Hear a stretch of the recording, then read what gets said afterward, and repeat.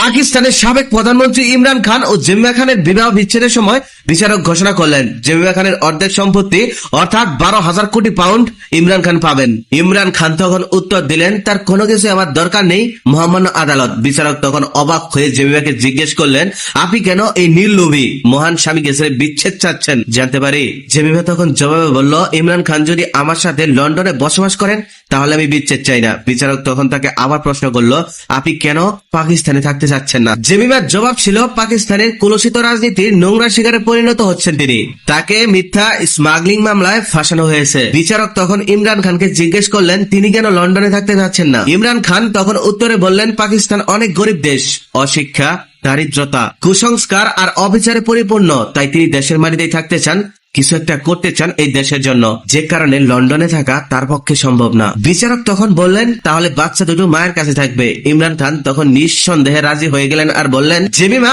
অত্যন্ত চমৎকার একজন স্ত্রী, তার থেকেও চমৎকার একজন মা, সুতরাং বাচ্চাগুলো তার কাছেই থাকা উচিত।